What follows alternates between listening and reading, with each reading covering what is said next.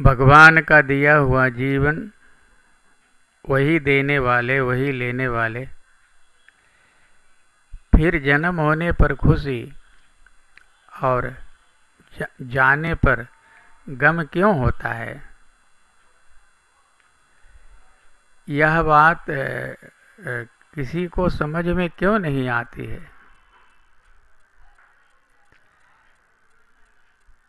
कि किसी को जीवन किसी ने दिया और ज़रूरत पड़ने पर उसका जीवन ले लिया, फिर इसमें खुशी और गम कहाँ से आता है। और ऐसे समझ पर प्रश्न चिन्ह क्यों लग जाता है। जब भी कोई जीव किसी के घर में आता है तो अनेक रिश्तों से घिर जाता है, लेकिन यहाँ से जाने पर सारे के सारे रिश्ते टूट जाते हैं। वो कहाँ से आया था और कहाँ चला गया, ऐसे रहस्य पर आज तक पर्दा क्यों पड़ा हुआ है। कोई करोड़ों जन्मों तक जीवन भले बिता ले, लेकिन इसका रहस्य फिर भी वो समझ नहीं पाएगा।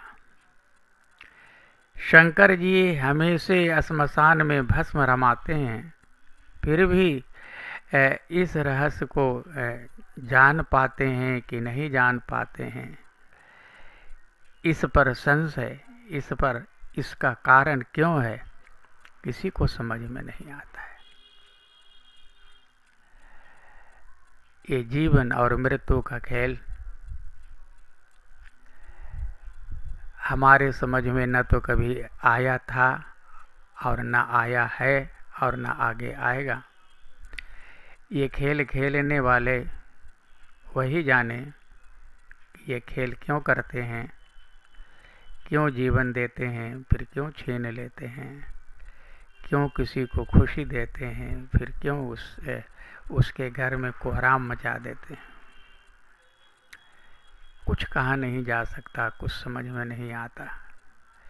हम केवल इतना ही कर सकते हैं कि हमें जिस हेतु से ये शरीर मिला है, इस शरीर से उनको पाने के लिए भजन कर सकते हैं। इससे ज़्यादा हमारे हाथ में कुछ है ऐसा समझ में नहीं आता है। धन्यवाद।